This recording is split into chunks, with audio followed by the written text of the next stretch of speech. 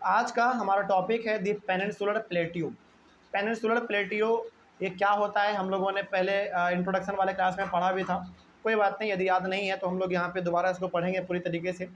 देखिए, सबसे पहला तो हम लोगों को यहाँ पे पेनिनसुलर का मतलब समझना पड़ेगा कि आखिर ये होता क्या है। देखिए, पेनिनसुलर का मतलब है a land mass which is covered by water by three sides, यानी कि वो लैंड, वो जमीन जो कि पानी से तीन हिस्सों से घिरा हुआ है, तीन साइड से घिरा हुआ है, उसी जमीन को हम लोग कहते हैं, उसी लैंड को हम लोग कहते हैं पेनिनसुलर। एग्जाम्पल के तौर पे यहाँ पे समझिए, जैसे यहाँ पे हमारा गुजरात है, ठीक है, उससे नीचे हमारा महाराष्ट्र, गोवा, केरल, तमिलनाडु, उसके बाद फिर हमारा कर्नाटका है, उसके बाद फिर चंडीगढ़ है, सॉरी चंडीगढ़ नहीं, उसके बाद उड़ीसा है, उसके बाद फिर हमारा वेस्ट बंगाल है। यानी कि यहाँ से लेकर आप जैसे जैसे साउथ इंडिया आएंगे, साउथ इंडिया के बाद जैसे जैसे आप ऊपर की ओर ईस्ट की ओर बढ़ेंगे, यानी कि वेस्ट बंगाल तक, ये पूरा का पूरा साइड हमारा ना पानी से तीन हिस्सों से घिरा हुआ है। एक हिस्सा हमारा इधर, एक हिस्सा इधर और एक हिस्सा हमारा नीचे में। तो ये पूरा का पूरा यहाँ से लेकर यहाँ तक का जमीन हमारा पूरा का पूरा जो है ना पेनिनसुलर कहलाएगा। ये सब हमारा क्या कहलाएगा? पेनिनसुलर कहलाएगा। तो यहाँ से लेकर यहाँ वेस्ट बंगाल तक हमारा जो ज़मीन है नीचे की ओर, इंडिया का साउथ वाला हिस्से में, ये सब का सब हमारा पेनिनसुलर रीजन कहलाएगा, क्योंकि ये पानी से तीन हिस्सों से घिरा हुआ है। ठीक है, अब बात है कि प्लेटियो क्या होता है। देखो, अ table land like structure. Table land structure का मतलब क्या है? जैसे आप टेबल पे खाना रख के खाते हैं, वो क्या होता है, थोड़ा सा ऊंचा होता है और पूरा फ्लैट होता है, तो यही हमारा कहलाता है प्लेट्यू। यानी कि वो ज़मीन जो कि पहली बात तो समुद्र के तीन हिस्सों से घिरा हुआ है, पहली बात ये हो गया हमारा, उसको हम लोग पेनिनसुलर कह देंगे।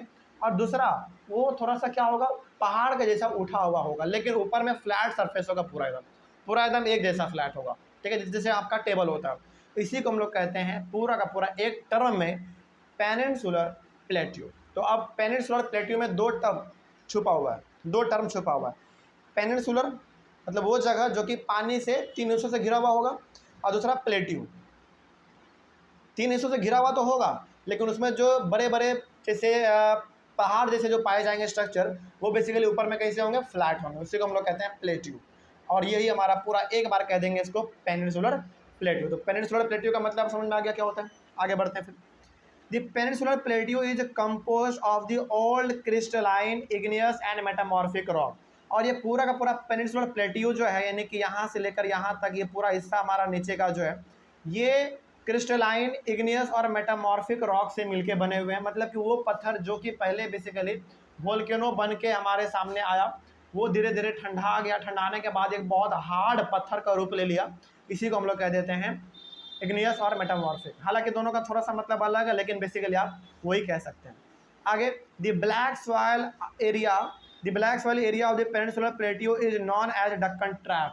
देखो, पेनिनसुलर प्लेट्यू में जो ब्लैक सॉइल वाला एरिया पाया जाएगा, यानी कि पेनिनसुलर प्लेट्यू में अलग अलग प्रकार के मिट्टी के कलर होते हैं। ठीक है, तो पेनिनसुलर प्लेट्यू में जो ब्लैक सॉइल वाला एरिया होगा, जहाँ पे काले मिट्टी पाए जाते हैं, उसको हम लोग डक्कन ट्रैप के नाम से जानते हैं। ठीक है, डक्कन ट्रैप का मतलब यहाँ पे याद रखिएगा, हायर क्लास में जब आप जाएंगे ना, डक्कन ट्रैप वर्ड बहुत बार मिलेगा। डक्कन ट्रैप का सिंपली मतलब क्या समझना है, पेनिनसुलर प्लेट्यू में जहाँ जहाँ ब्लैक सॉइल पाया जा रहा है, उस वाले एरिया को हम लोग बेसिकली कहते हैं डक्कन ट्रैप। ठीक है, और इसके अलावा इसमें कुछ नहीं है। उसके बाद ये peninsular plateau has broad and shallow valleys and rounded hills. Peninsular plateau में ना आपको बहुत ही चौड़े चौड़े, यानी कि बहुत वाइड, ब्रॉड और बहुत ही स्वेलो का मतलब क्या हो गया, बहुत ही थोड़ा, मतलब उतना भी बड़ा नहीं, छोटा छोटा, आपको उतना बड़ा नहीं मिलेगा, छोटा छोटा वैली, आपको राउंडेड हिल्स मिलेंगे, यानी कि थोड़ा गोल गोल पहाड़ जैसा आपको इसमें देखने को मिलेगा।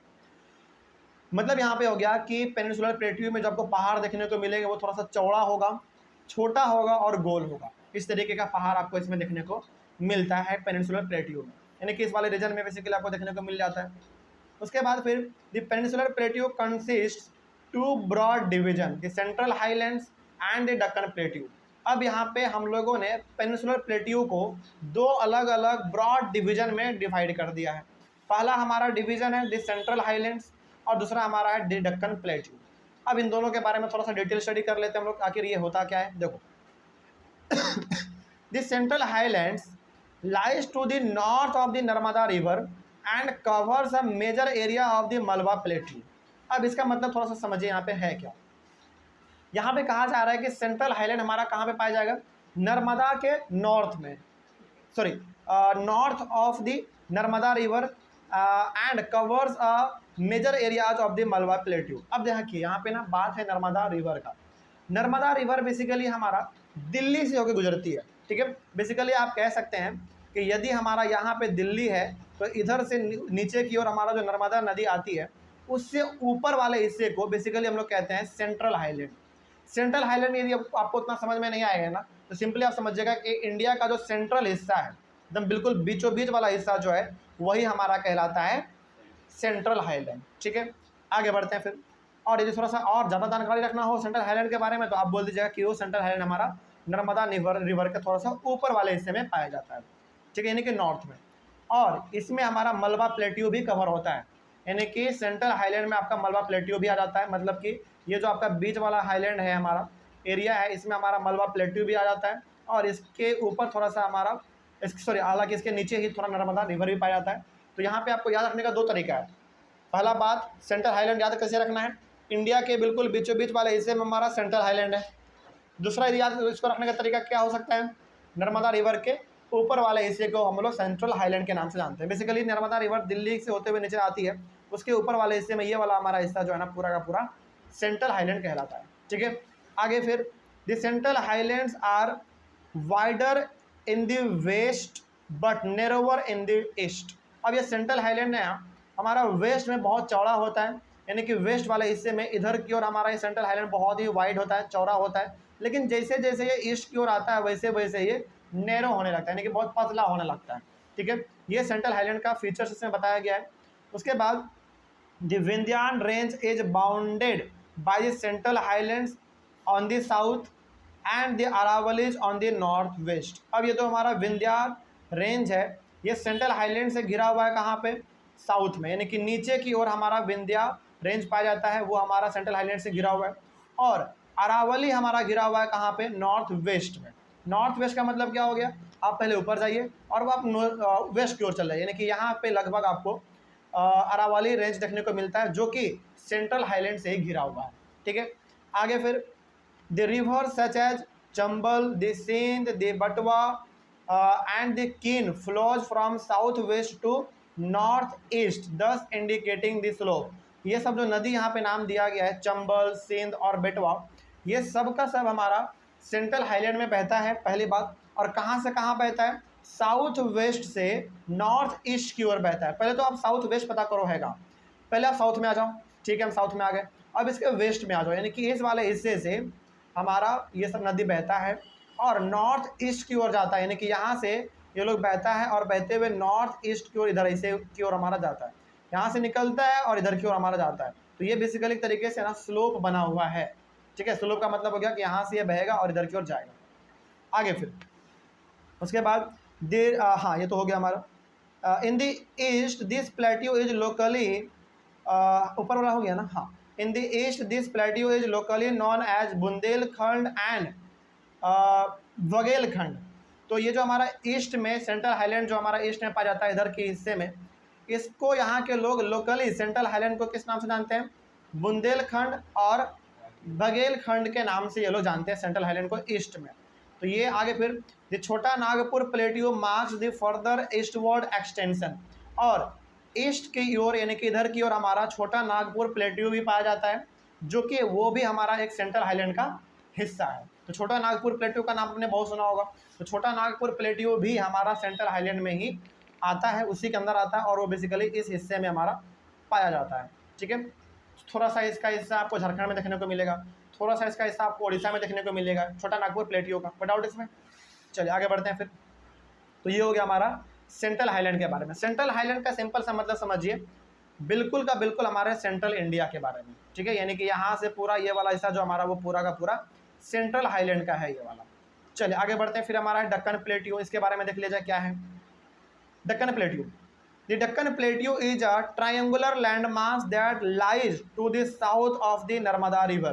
अब देखो नर्मदा रिवर के ऊपर हमारा था कौन, सेंट्रल हाईलैंड, बीच में हमारा आ गया नर्मदा रिवर और उसके नीचे वाले हिस्से को हम लोग कह देंगे दक्कन प्लेट्यू। यानी कि दक्कन प्लेट्यू का मतलब हो गया ये पूरा का पूरा हिस्सा जो हमारा साउथ इंडिया में दिखता है ना, ये वाला पूरा हिस्सा हमारा कहलाता है दक्कन प्लेट्यू, ये पूरा का पूरा हिस्सा, ये यानी कि ये हमारा गोवा, महाराष्ट्र, ये सब हो गया, तमिलनाडु, केरल, ये सब हो गया हमारा पूरा का पूरा दक्कन प्लेट्यू।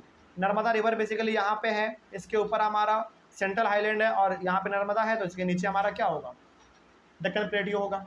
ठीक है, आगे बढ़ते हैं फिर। The Deccan plateau is higher in the west and slopes gently eastwards. Deccan plateau ना हमारा वेस्ट में थोड़ा सा हाई होता है, यानी कि ऊंचा ऊंचा होता है। वेस्ट की ओर दक्कन प्लेट्यू थोड़ा सा आपको ऊंचा देखने को मिलेगा, लेकिन जैसे जैसे आप ईस्ट की ओर बढ़ेंगे, इधर की ओर आगे बढ़ेंगे, वैसे वैसे दक्कन प्लेट्यू थोड़ा सा छोटा होता चला जाता है। ठीक है, यानी कि दक्कन प्लेट्यू का हाइट ज़्यादा बड़ा आपको देखने को मिलेगा वेस्ट की ओर, महाराष्ट्र, गोवा इधर की ओर, और छोटा आपको देखने को मिलेगा किधर, ईस्ट की ओर। ठीक है, आगे बढ़ते हैं फिर उसके बाद। और इसमें कहा गया है the Satpura range lies in the north of the Deccan plateau. Deccan plateau के नॉर्थ में, यानी कि ये हमारा दक्कन प्लेट्यू है, इसके ऊपर में यानी कि यहाँ पे लगभग आपको देखने को मिलेगा Satpura range. While the Mahadev, the Kaimur hills and the Maikal range lies in the east of the Deccan plateau. ये सब का सब आपको दक्कन प्लेट्यू के ईस्ट वाले हिस्से में, यानी कि इधर आपको देखने को मिलेगा। ठीक है, ये बेसिकली थोड़ा बहुत आपको दक्कन प्लेट्यू के बारे में डिटेल जानकारी देना चाह रहा है। ठीक है, इस बात को आप याद रखिएगा, क्योंकि दक्कन प्लेट्यू इन सब के बारे में लिखने के लिए एग्जाम में आता है। तो ये सब यदि पॉइंट उसमें आप ऐड कर देंगे ना, तो फिर आपके आंसर में सोने पे सुहागा हो जाएगा। ठीक है, ये सब एडिशनल जानकारी के लिए लिखना चाहिए, ताकि आपको अच्छा से अच्छा मार्क्स मिल सके। हालांकि दक्कन प्लेट्यू के बारे में आप लिख तो देंगे, लेकिन यदि एक्स्ट्रा 3-4 पॉइंट आपने ऐड कर दिया ना, तो फिर आपका अलग ही लेवल का हो जाएगा। ठीक है, आंसर। उसके बाद फिर in the north east the Deccan plateau is locally known as the Meghalaya Karbi Anglong plateau and north Cachar hills.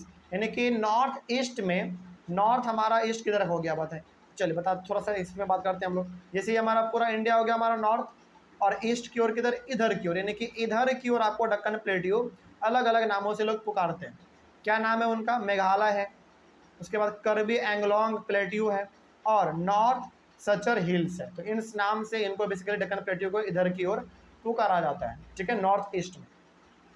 उसके बाद 3 prominent hill ranges from the west to east are the Garo, the Khasi and the Jaintia hills. ये दक्कन प्लेट्यू के अलग अलग hills के नाम है, जो कि वेस्ट से लेकर ईस्ट की ओर जब आप जाएंगे तो आपको देखने को मिल जाएगा। कौन कौन सा है, पहला हमारा गरो है, दूसरा हमारा खासी है, और तीसरा हमारा जैंतिया है। ठीक है, तो ये अलग अलग प्रकार के हिल हैं, छोटे मोटे पहाड़ हैं, जो कि दक्कन प्लेट्यू के आप इधर वेस्ट से ईस्ट की ओर जाएंगे तो आपको नज़र आ जाएगा। ठीक है, ये हो गया हमारा दक्कन प्लेट्यू के बारे में। अब यहाँ पे थोड़ा सा हम लोग बात कर लेते हैं वेस्टर्न घाट और ईस्टर्न घाट के बारे में, क्योंकि ये दोनों भी हमारा बहुत इंपॉर्टेंट है, और इन दोनों के बीच में डिफरेंस बिटवीन भी पूछा जाता है। देखो, वेस्टर्न घाट का मतलब कुछ नहीं है, वेस्टर्न घाट का सिंपल सा मतलब है कि दक्कन प्लेट्यू का जो वेस्ट वाला हिस्सा है ना, उसको हम लोग कहते हैं वेस्टर्न घाट, और दक्कन प्लेट्यू का जो ईस्ट वाला हिस्सा है इधर वाला, ये हमारा कहलाता है ईस्टर्न घाट, और इसमें कोई बड़ा फर्क नहीं है। अब इन दोनों में कुछ डिफरेंस है भाई, देखना पड़ेगा, क्योंकि एग्जाम में पूछा जाता है। सबसे पहले हम लोग वेस्टर्न घाट के बारे में बात करते हैं। The western Ghats lies in the west of the Deccan plateau. पहला बात वही हो गया हमारा, दक्कन प्लेट्यू के वेस्ट हिस्से में हमारा पाया जाता है वेस्टर्न घाट। यानी कि वेस्टर्न घाट का यदि हम लोग बात करें तो पूरा गुजरात से लेकर यहाँ तक जो आपको देखने को मिलेगा समुद्र के किनारे वाले एरिया में, ये पूरा का पूरा हिस्सा हमारा जो है ना वेस्टर्न घाट कहलाता है। उसी प्रकार से दक्कन प्लेट्यू का जो ईस्ट वाला हिस्सा है, यहाँ से यहाँ पूरा, ये हमारा ईस्टर्न घाट कहलाएगा। ठीक है, आगे the western Ghats lie parallel to the western coast. Western coast का मतलब क्या हो गया, वेस्ट में जो समुद्र के किनारे वाला जगह है उसी के पैरेलल हमारा वेस्टर्न घाट होता है। यानी कि जैसे हमारा ये समुद्र है, बगल में क्या होगा, कोस्टल एरिया होगा, और कोस्टल एरिया के बाद हमारा क्या होगा, वेस्टर्न घाट होगा। ठीक है, तो ये बेसिकली वेस्टर्न घाट हमारा कोस्ट एरिया के बिल्कुल पैरेलल चलता है। उसी प्रकार से हमारा ईस्ट वाला भी बिल्कुल पैरेलल चलता है। आगे बढ़ते हैं फिर। The western Ghats are continuous. ये बिल्कुल कॉन्टीन्यूअस है, मतलब कि वेस्टर्न घाट हमारा बिल्कुल लगातार है, कहीं पे छोटा नहीं है, कहीं पे बढ़ा नहीं है, बिल्कुल ये लगातार है। मतलब कि ये बेसिकली आपको यहाँ से लेकर यहाँ तक कंटिन्यूअस दिख जाएगा। ऐसा होता है ना कि बीच में गायब हो गया, ऐसा नहीं है, इसमें पूरा का पूरा एकदम लगातार आपको वेस्टर्न घाट दिख जाएगा। आगे फिर the western Ghats are higher than the eastern Ghats. Western Ghat high होता है थोड़ा सा ईस्टर्न घाट के मुकाबले में, यानी कि वेस्टर्न घाट में जो आपको पहाड़ देखने को मिलेंगे, छोटा मोटे हिल देखने को मिलेंगे, वो थोड़ा सा बड़े देखने को मिलेंगे ईस्टर्न घाट के मुकाबले में। The average height of the western Ghat is 900 से लेकर 1600 मीटर, यानी कि वेस्टर्न घाट का जो एवरेज हाइट है, यानी कि यहाँ पे जो छोटे मोटे आपको पहाड़ हिल देखने को मिलेंगे वो 900 से लेकर 1600 मीटर तक आपको देखने को मिलेगा। ठीक है, उसके बाद the western Ghats causes orographic rain. Orographic rain का मतलब होता है जो बेसिकली ऊपर हाइट होने की वजह से वहाँ पे बरसात होता है ना, उसी को हम लोग कहते हैं ओरोग्राफिक रेन। ओरोग्राफिक रेन का मतलब यहाँ पे क्या समझा आपने? ओरोग्राफिक रेन का मतलब यहाँ पे आपने समझा कि भाई पहाड़ जब हमारा 900 मीटर का ऊंचा है, 1600 मीटर का ऊंचा है, तो पहाड़ के ऊपर क्या होगा? बेसिकली बरसात होगा। तो हाइट के वजह से, पहाड़ के हाइट के वजह से जो पहाड़ में बारिश होता है उसी को हम लोग ओरोग्राफिक रेन कह देते हैं। तो यहाँ पर ओरोग्राफिक रेन आपको देखने को मिल जाएगा। उसके बाद दी अनाई मुडी कितने मीटर का है? 2695 मीटर्स का। एंड दी डोडा बेटा ये हमारा है 2637 मीटर्स का। Are the highest peaks in the western Ghats, यानी कि ये दो अलग अलग पीक के नाम है, पहाड़ के नाम है जो कि आपको वेस्टर्न घाट में देखने को मिलेंगे। और इनका देखो हाइट कितना है? 2695 और इसका 2637। तो ये बहुत बड़े बड़े पहाड़ हैं बेसिकली। ठीक है, आगे the western Ghats are known by different local names. Western Ghat को लोग अलग अलग नामों से भी वहाँ पे पुकारते हैं, अपना अलग अलग उनका नाम है। जैसे महाराष्ट्र में उनको अलग नाम से पुकारते हैं लोग, गोवा में अलग नाम से पुकारते हैं, केरल में अलग नाम से पुकारते हैं। ठीक है, the height of the western Ghats increases from north to south. तो वेस्टर्न घाट में आप जब नॉर्थ से साउथ की ओर आएंगे, यानी कि यहाँ से लेकर आप नीचे की ओर आएंगे, इसका हाइट और बढ़ता दिखाई देगा आपको। तो ये हमारा बात हो गया पूरा का पूरा वेस्टर्न घाट के बारे में। अब थोड़ा सा ईस्टर्न घाट के बारे में पढ़ लेते हैं, यानी कि इधर वाला जो हमारा एरिया है ये सब, इसके बारे में थोड़ा सा पढ़ लिया जाए। सबसे पहला इसमें कहा गया है the eastern Ghats lies in the east of the Deccan plateau. वही बात है, डेक्कन प्लेट्यू के ईस्ट में हमारा पड़ेगा eastern Ghat. Eastern Ghats lie parallel to the eastern coast. वही बात इसमें भी है। जैसे यदि हमारा ये समुद्र है, इसके बगल में एरिया हमारा क्या कहलाता है? कोस्टल एरिया कहलाता है। तो कोस्टल एरिया के बगल में जो हमारा एरिया फैलता है वो हमारा कहलाता है ईस्टर्न घाट। तो ईस्टर्न घाट हमारा कोस्टल एरिया के बिल्कुल पैरेलल चलता है, बिल्कुल साथ साथ चलता है। Eastern Ghats are discontinuous. ये डिसकंटिन्यूअस है, मतलब कि कहीं पे ईस्टर्न घाट लगातार है तो कहीं पे ईस्टर्न घाट आपको देखने को मिलेगा ही नहीं। ये कहीं पे छूट गया है तो कहीं पे लगातार है, कहीं पे छूट गया कहीं पे लगातार है, ऐसा है यहाँ पे। यानी कि यहाँ पे लगातार आपको पहाड़ी इलाका देखने को नहीं मिलता है। उसके बाद the eastern Ghats are smaller than the western Ghats. Smaller Ghat का जो बेसिकली ईस्टर्न घाट का जो हाइट होता है, एवरेज हाइट पहाड़ों का, वो वेस्टर्न घाट से छोटा होता है। ठीक है, आगे the average height of the eastern Ghat is 600 metres. बस सोचो, यानी कि ईस्टर्न घाट में जो पहाड़ पाए जाते हैं उसका मात्र एवरेज हाइट 600 मीटर, यानी कि बहुत कम है, फिर भी बहुत कम है। फिर भी लगभग आप कह सकते हैं कि आधा किलोमीटर, बस आधा किलोमीटर, ज़्यादा बड़ा नहीं है, इसमें छोटा है। Eastern Ghats does not cause orographic rain. देखो यहाँ पे ना, क्योंकि पहाड़ बड़ा बड़ा है नहीं, तो ऑब्वियसली बात है यहाँ पे बरसात भी ज़्यादा नहीं होगा, तो यहाँ पे ओरोग्राफिक रेन भी आपको देखने को नहीं मिलता है। आगे महेंद्रगिरी का देखो एवरेज हाइट कितना है? 1501 metre is the highest peak in the eastern Ghat. तो ये हमारा ईस्टर्न घाट में ये महेंद्रगिरी एक बहुत बड़ा पीक है, हाईएस्ट है, और इसके अलावा कोई ऊंचा वाला पीक यहाँ पे नहीं है। 1501 मीटर इसका ये हाइट है।